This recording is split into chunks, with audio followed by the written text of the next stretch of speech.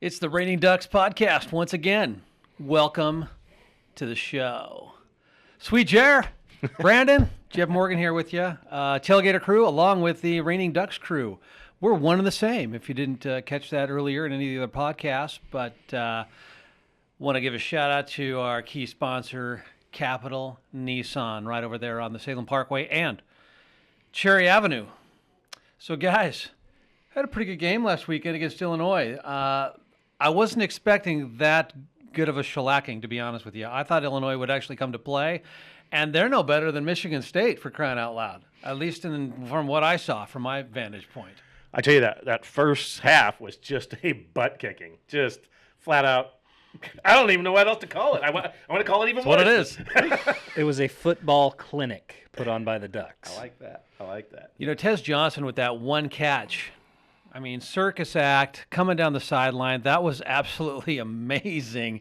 The athletic ability on this program just keeps showing itself game after game after game, and they are getting better and better and better as the season goes on. It's impressive. That's what I was going to say. We just keep getting better.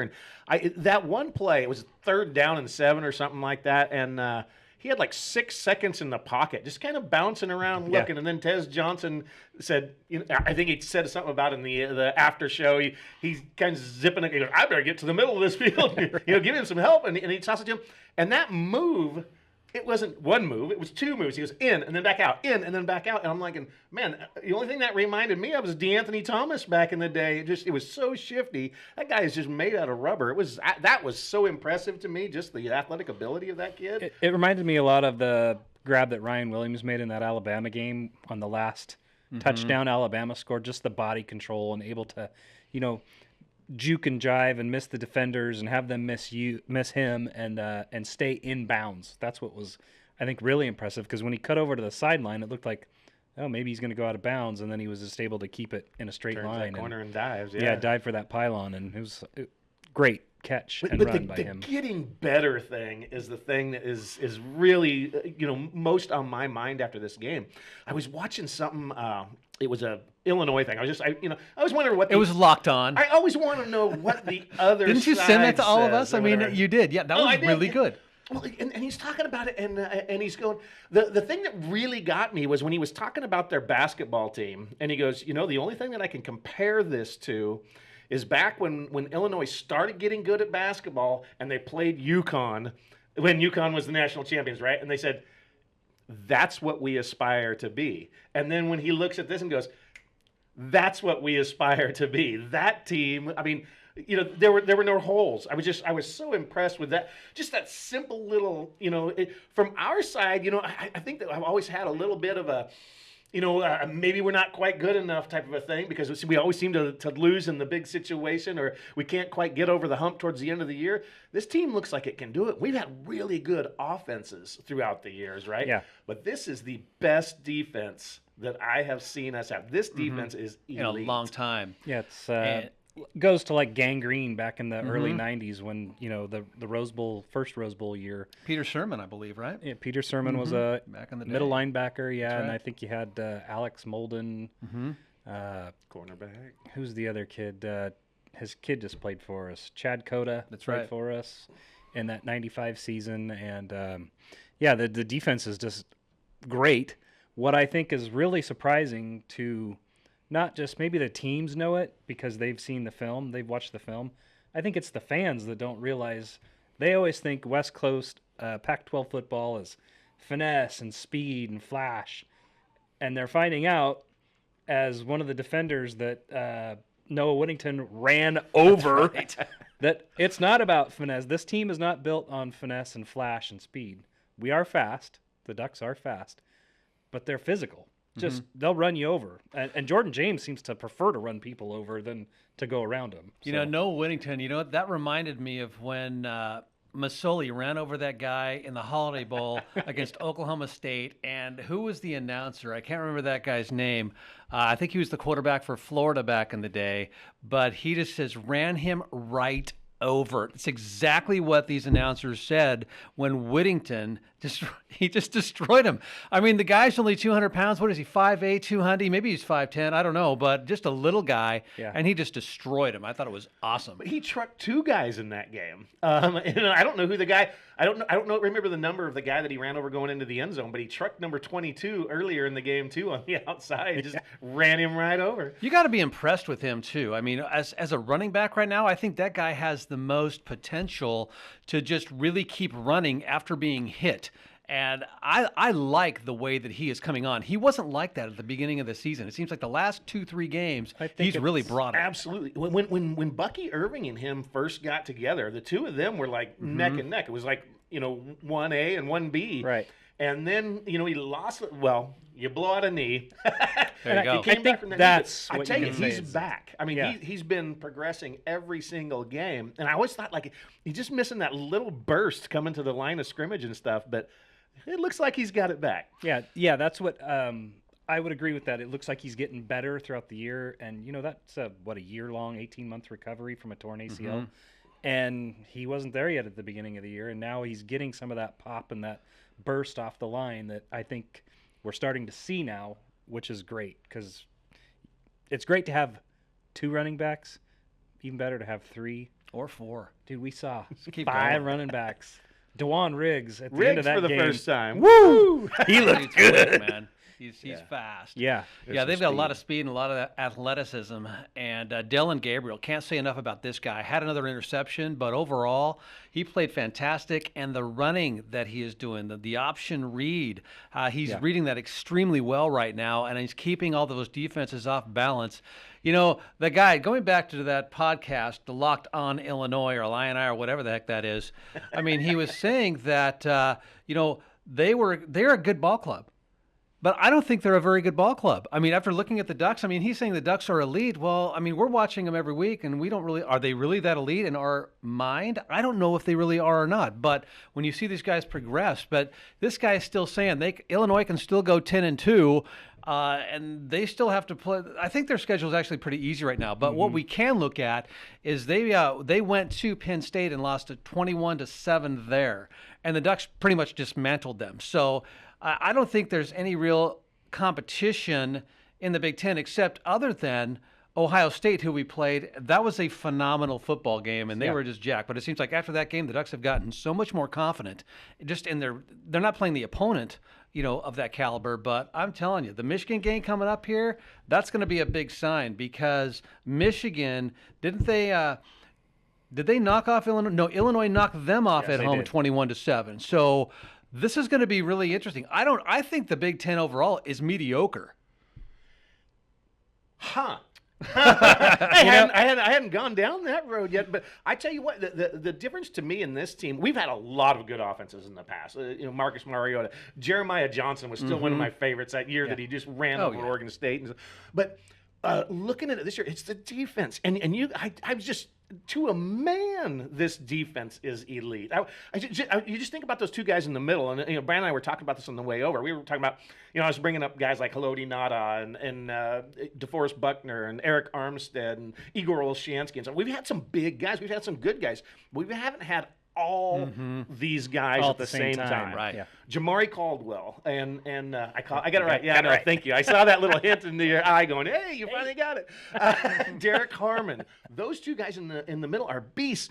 But I also started watching their backups. Amari Washington. He He's was a the guy beast. that was up in the backfield when Derek Harmon tore that ball away from the Ohio State defender. It was Amari Washington is busting through that line too. Keon Ware Hudson. Finally, not finally. He's a beast too. I mean, those two guys would be the two guys had we not brought these guys in as transfers. And they can't even. I mean, they're getting on the field, but they're getting on the field as backups. But they're studs.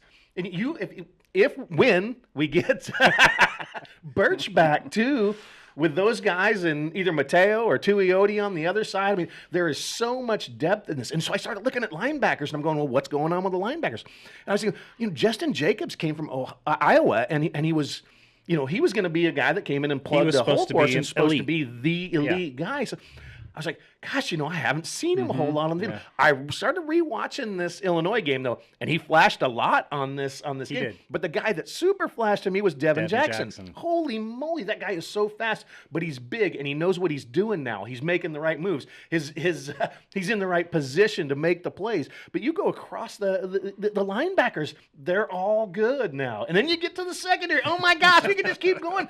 Because, wasn't Cam Alexander supposed to come in and be that guy? Well, he can't even get on the field now except for, second or third or nickel. Yeah. Nico Reed had a monster game. He's playing really well. Golly. Yeah. When it was, to me, he's got the physical tools and stuff. He's fast. He gets us.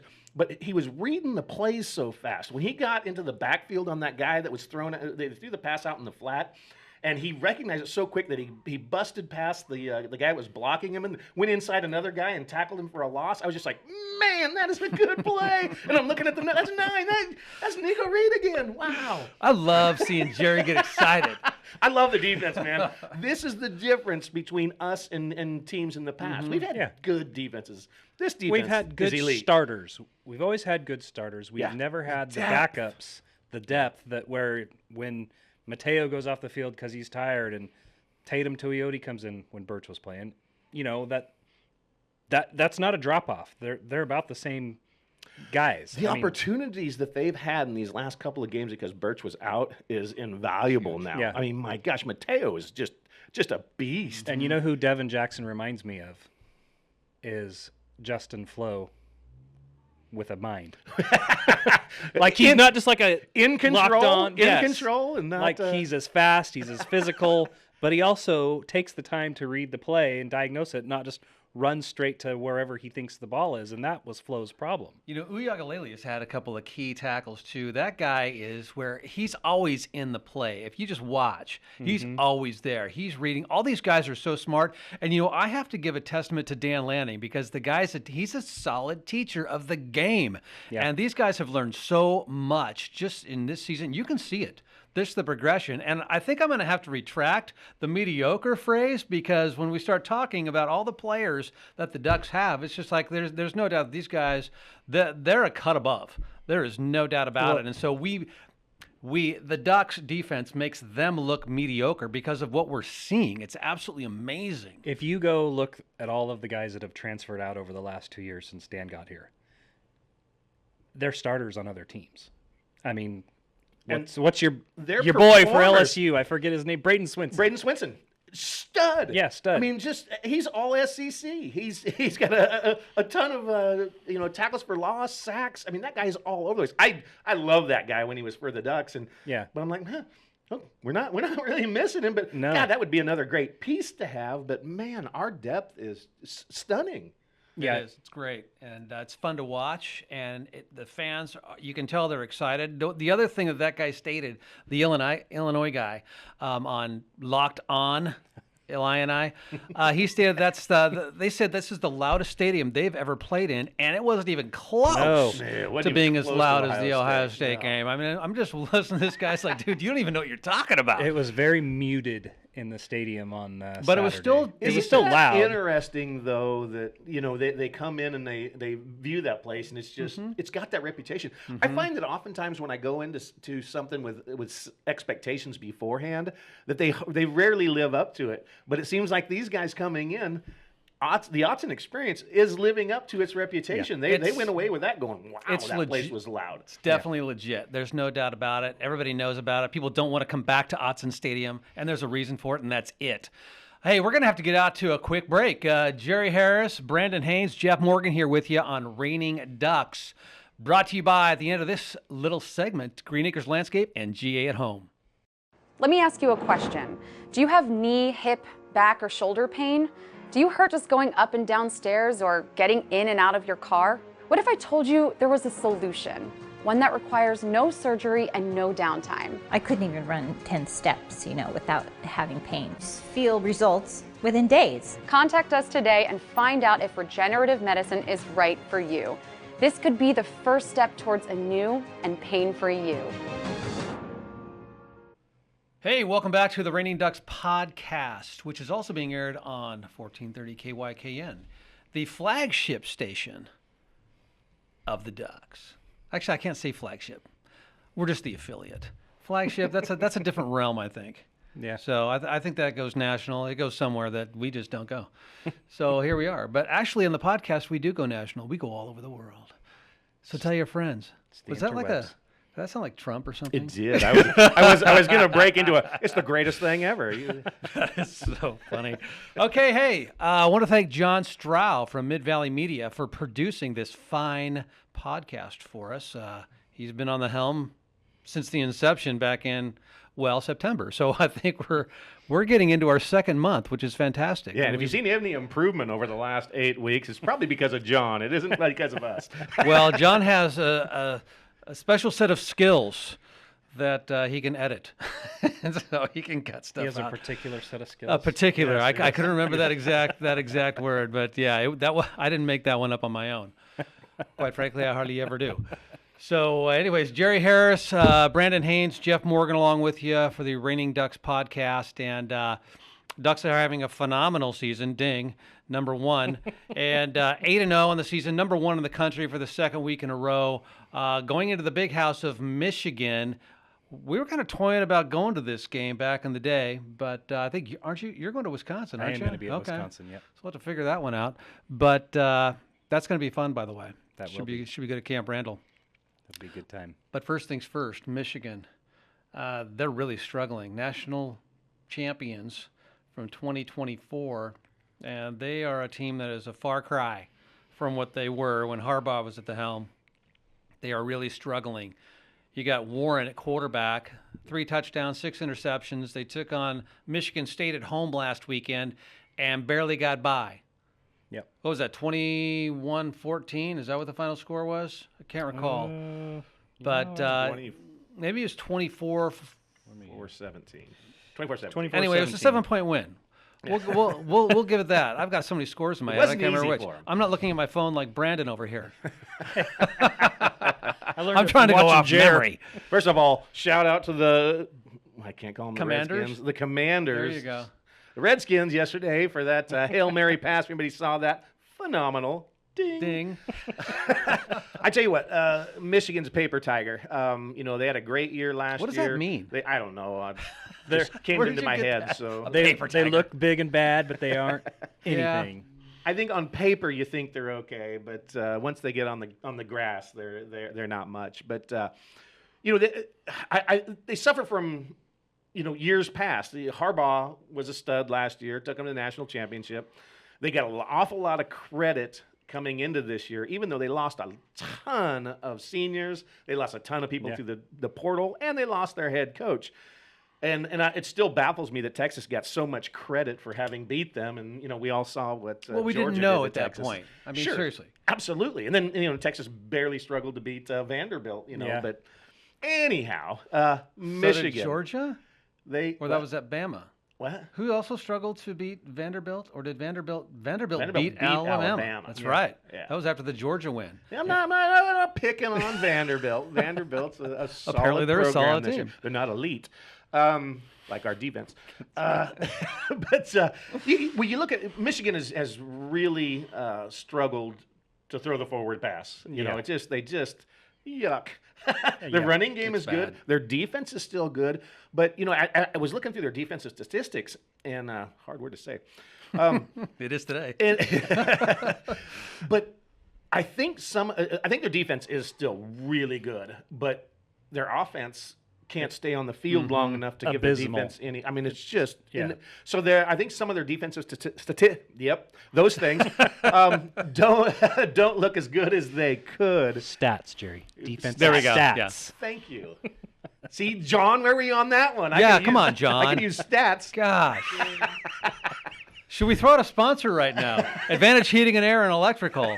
My gosh. Thank you for your sponsorship. We appreciate it, both on KYKN and the Reigning Ducks podcast. So, Jerry, continue, please. Have we got statistics out of our Stats. Thank you. I just think they're in for a long day against us, even in their own place. Our defense, I can't imagine a team coming in just being so one-sided as to only being able to run the ball and coming up against our defensive front everybody's loading the box against them now, just daring them to throw. And how many interceptions does Warren have 6. now? And 6. there's And gonna he be hasn't more. even started. How many games has he started? They keep replacing him think he with was those in other first guys. The two. one guy I'm not allowed to say his name anymore, but unfortunately, it was so much fun. Well, so here's the thing. After that Michigan State game, they had another fight on the field. Their leading running back, Mullins, was right in the middle of it, and he was one of the ones that was stomping on, they say, the Michigan State staffer. Now, was he trying to break the fight up, or was he stomping on them? So he may not even play this weekend, and If he's he their does leading not, running back. they're done. I mean, they're done anyway. The speed of the Ducks is they're just gonna throttle them. There's no way they're as quick. However, I believe, is this natural grass in Michigan, or do they have turf? I mean, I don't know, but if they have turf, then it's they going to be have a turf. speed fest. But if think it's it's turf. natural grass, we'll have to. I was thinking it was turf. I'm thinking back to Dennis Dixon and Jay Stu and that. Yeah, I think it is turf. I think Yeah, it's and that turf. was a great game. I think that was back in 2007 when what do you got, the little flea flip, whatever you call that Statue thing, of Liberty. Statue of Liberty behind your back and for a touchdown. That was an unbelievable game. I remember Paysinger having a phenomenal day receiving, and that was just amazing. But I think we're going to see some really, really athletic. No, I can't say that word. Athleticism from the Ducks. Guys, It's statistics, catchy, I'm sorry. athleticism. We it's got all something my going fault. on in here today. I'm not sure what that is, but yeah, the athleticism of the Ducks is just going to overwhelm the Michigan defense. They got field The turf. statistical athleticism of the Ducks. Okay. Yeah, and there may be something to that. I don't know what that is, but why don't you throw out some algorithms, pal? I'm just stopping right there because I was going to spit all over this microphone, saying something like Sylvester out there. Oh, but gosh. Sammy Sprinkler or something. But I didn't know. Even Michigan's defense has been a little bit banged up. Will Johnson, one of their starters in the secondary, he's been banged up. He was held out last week, so they're not even sure if he's going to play.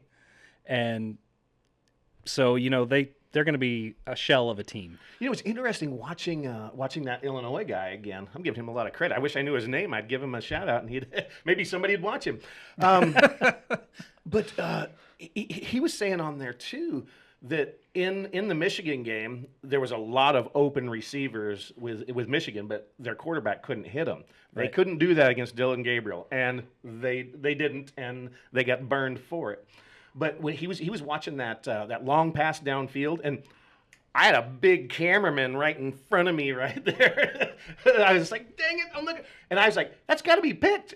When it was up here Yeah. over the top of that cameraman's head, and I was looking down here. And I mean, we were in position for that all the way. It wasn't, I mean, that ball was thrown up for grabs, and we were way more equipped to get that. If Michigan has a day like that where they're trying to throw and can't hit guys, our guys are going to be picking those off. Was that the one that Taishim Yes. intercepted? Oh, yeah, that was a bad pass. Yes. Yeah, that was terrible. Right down It's the center he of the just, He field. just threw that thing up in the air, and hopefully his receiver is going to pick that thing up. But Loveland is still the tight end for Michigan, Mm-hmm. and he had a heck of a season last year, and he just cannot get a ball. I mean, he's just not getting anything thrown to him. So the guy's a specimen. If he could just get the ball, he'll run for a while. But I mean, if they can't run the ball and you can't protect your quarterback, you're going to have some serious problems. And I think there's going to be some big problems coming up on Saturday, kicking it off at 12:30. Yeah. I think we're going to see a lot of turnovers by Michigan, interceptions, maybe some fumbles. What I would like to see the play call for our offense, for Oregon's offense, is Michigan's defensive line is great. They're going to have probably 2 or 3 of those guys playing on Sunday. I could see them penetrating quickly and us just gashing them across the dink and dunk on the outside, and then a lot of just catch give and it runs. to just give it to Whittington or Jordan, on the outside. Just throw some screen plays. If you're going to be that aggressive, Screen your passes, linebackers better be ready. But I Sadiq think and Herbert. yeah, sealing I love those, that quick toss that they're doing to get them on Mm-hmm. the perimeter faster. Yeah. Well, we had a touchdown. I mean, Whittington had a touchdown just from Gabriel. I mean, he's faking to run, and I mean the fakes and the jukes are all over the place with the Ducks. They're so athletic that you can't stop these guys continuously. It's almost impossible. So I don't know. At this point, I'm thinking an Oregon-Georgia national championship would actually be pretty stinking good. Georgia's got an amazing defense. I don't know how the Ducks would stack up against that, but the Ducks have an incredible defense as well in their own right. So I think that would be an amazing football game. I'm thinking obviously, 3 months ahead. Still a lot of football to be played. A lot of There's football. no doubt about that. But Michigan's not the game that scares me. The one that scares me is Wisconsin. Mm-hmm. But Penn State went in there last week, took care of business. I think they ended up winning 28-14 or something like that. Wisconsin was they were in control of that game until right their up the third quarterback quarter, threw that interception for a touchdown, and then it seems like the wheels fell off. They just couldn't do a thing. So really, I guess that's how you rattle them. You get a turnover, you score a touchdown, and Penn State, I don't think is as athletic as the Oregon defense is. Any given Saturday. I mean, look at how much Ohio State struggled against Nebraska. Any given Saturday, you come out, maybe you had a rough night the night before, whatever. But, I just what I love watching is the Ducks versus them and the insights that you get into the game planning for those games ahead of time, and then you watch how it's executed on the field. It just blows my mind, just the way that he games plans for these guys. And, it's not just athletic guys anymore. A lot of times we have those speedy athletic guys.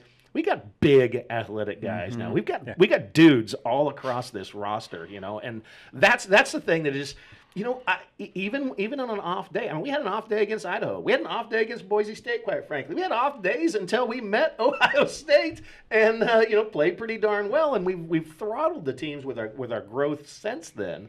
That's the thing that excites me the most about this team is those guys are big, fast, disciplined.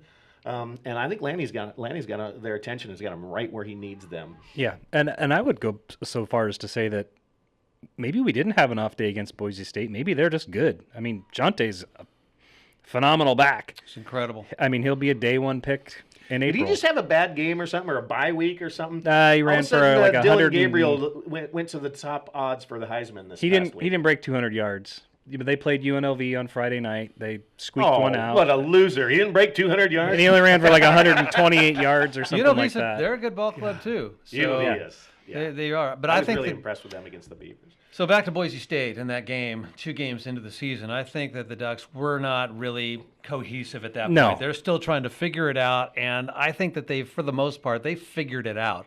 Obviously, there's some things that they can still work on, but the penalties, we had a ton of penalties in that game too that just thwarted drives, and it was bad. So now we've pretty much cleaned all that stuff up for the most part. So 8 chances to go to the doctor. Yeah. that's exactly right. But the thing that concerns me is the refereeing, especially in the last 3 games. Thank you for bringing that up. And I'm telling you, it's just like they're missing calls. They're not even going to replays. There's 2 fumbles. I mean, the one interception that Bossa had at the first drive at the Ohio State game, and then was it Atweiler? Is that his name? The Altmaier, something like that. Started with an A.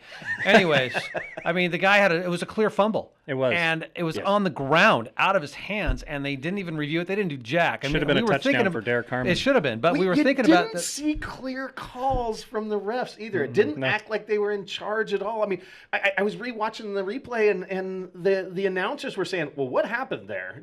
Was that intentional grounding? Did they get him down? Was that in the grasp? What was the call?" Oh, that wasn't a timeout, by the way. That was just an official timeout. Official timeout, Yeah, so I don't know. There It's was crazy. so much. It was like, what just happened there? There was no flags thrown. It couldn't have been intentional grounding. I don't know what's going on. Well, They didn't either. apparently the Pac-12 refs went to the Big Ten. 16 of them. Anyways, we're going to have to get out of here. I want to thank our sponsors again, Capital Nissan, Advantage Heating and Air and Electrical, Green Acres Landscape, GA at Home, and Mid-Valley Media for putting this thing on. John Stroud, thank you very much. Raining Ducks, thanks for watching, everybody. We'll Ducks. see you next time.